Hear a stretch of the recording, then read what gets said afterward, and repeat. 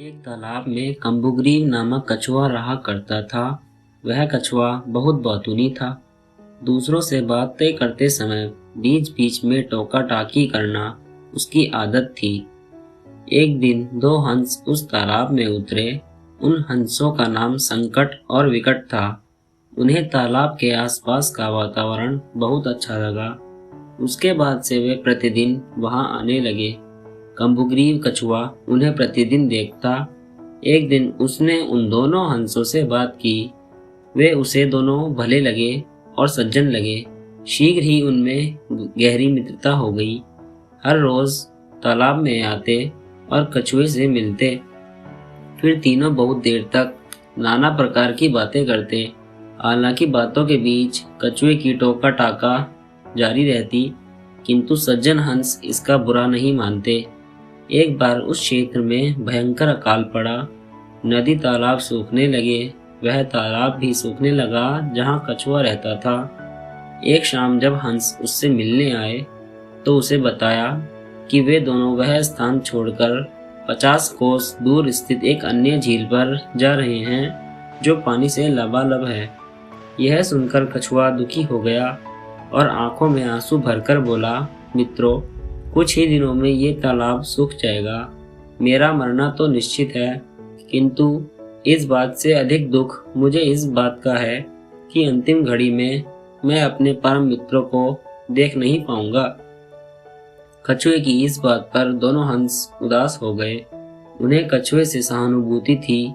वे बोले, मित्र कम्बुग्रीव, हम तुम्हें यहाँ अकेले छोड़कर नहीं जाएंगे। हम तुम्हें भी अपने साथ ले जाएंगे। हमारी मित्रता और साथ सदा बना रहेगा। लेकिन ये कैसे संभव है मित्रों? तुम दोनों तो उड़कर चले जाओगे। मुझे तो धीरे धीरे चलकर उस स्थान तक पहुंचने में महीनों लग जाएंगे।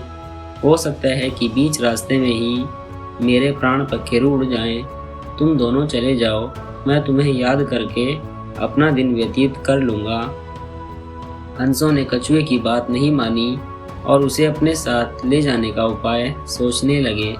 सोचते सोचते उन्हें एक उपाय सूझ ही गया और वे प्रसन्न हो गए। उन्होंने तय किया कि बांस की एक लकड़ी लेकर आएंगे। कछुआ उस लकड़ी के मध्य भाग को अपने मुंह से पकड़ेगा और वे दोनों उस लकड़ी के एक एक सिरे को अपनी चोंच में दबा लेंगे। इस तरह वे कछुए को लेकर उड़ते हुए उस झील तक पहुंच जाएंगे।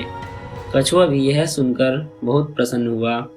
अगले दिन हंस लकड़ी लेकर कछुए के पास आए और उसे लकड़ी के मध्य भाग को मुंह से पकड़ने को कहा।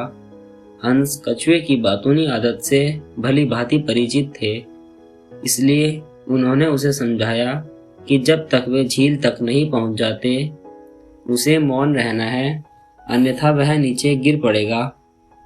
कछुए ने उन्हें आश्वासन दिया कि वह मौन धारण करके रखेगा। इसके बाद कछुए ने दृढ़तापूर्वक लकड़ी के मध्य भाग को पकड़ लिया। हंस लकड़ी के दोनों सिरों को चोंच में दबाकर आकाश में उड़ने लगे। उड़ते उड़ते वे एक कस्बे के ऊपर से गुजरे। तभी किसी ने आकाश के उस विचित्र नज़ारे को देख लिया। वह दूसरे लोगों को बताने लगा, देखो देखो, आकाश में कछुआ उड़ रहा है। एक मुंह से दूसरे मुंह होते हुए ये बात पूरे कस्बे में फैल गई। लोग घरों के बाहर निकल आए और शोर मचाने लगे। यह शोर सुन कछुए से न रहा गया।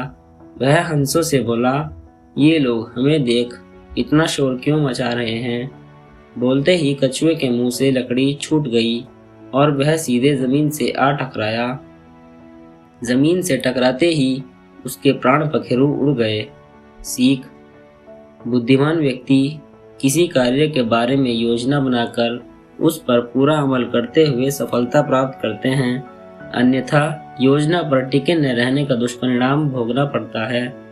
सामूहिक कार्य में समूह के सदस्यों की राय को महत्व देना आवश्यक है। उनकी राय न मानकर कार्य के नुकसान के साथ साथ व्यक्तिगत नुकसान भी हो सकता है। मौके की नज़ाकत को देखकर ही मुंह खोलना चाहिए। दोस्तों, कहानी पसंद आई हो तो कहानी को लाइक और चैनल को सब्सक्राइब जरूर करें। मिलते हैं नए अध्याय के साथ।